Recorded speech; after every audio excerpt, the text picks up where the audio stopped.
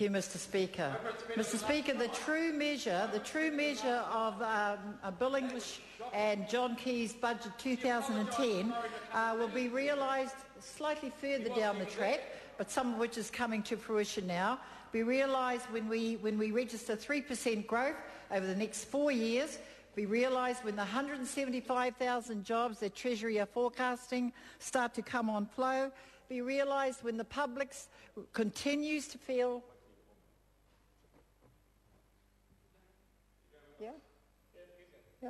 When the public continues to feel the absolute benefits of better, more efficient public services, rather than have to look at the bloated public service that was the legacy of that side of the House when they were in government, will be realised when our best and our brightest decide to stay with their skills at home, leave their skills at home and contribute to our growing economy, or when those who are overseas now look back at New Zealand. I'm sure some of them are already making plans to move back now when they decide to bring those skills back home. And a whole lot of other things that will flow from last week's budget, next year and the years after. And why wouldn't that be the case? Because this was a budget for the long term. This was a budget for the long term. We managed the country through the recession, and we've come out on the other side in a pretty good state, but we're predicting obviously better coming up in the years to follow. Talking about the other side, I think the most immediate measure of success of Bill English's budget is the deafening silence on that side of the House, the opposition benches, at the start of this week, on Tuesday when question time opened, must be absolutely unheard of in question time, which is when most of the focus is on this House, that side of the House was absolutely silent. No questions about the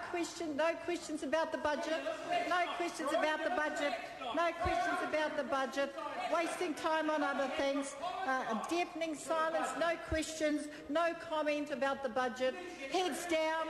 Even when our side was asking questions about the budget, we got a free run. We got an absolute free run. Nobody interrupted from the other side. No one interrupted our questioners on the budget. Nobody on that side had either the guts or the wherewithal to actually challenge the questions that were put to our Finance Minister and our Prime Minister on this side of the House. Must be a record, must be an absolute record. Not a peep out of them, not a bang, but an absolute whimper. Pathetic. Mr. Speaker, as I said, and why wouldn't that be the case? That frankly they've got nothing to say.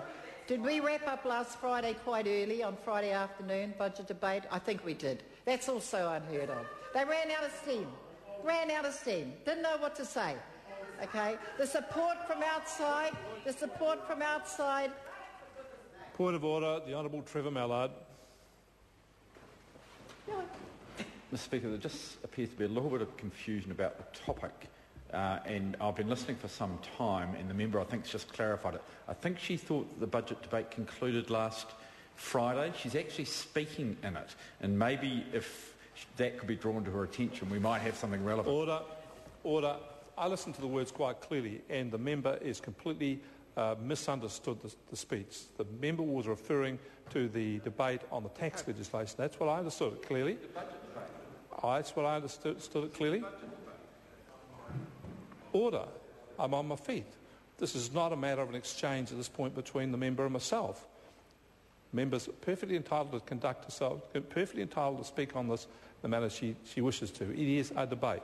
I call the Honourable Georgina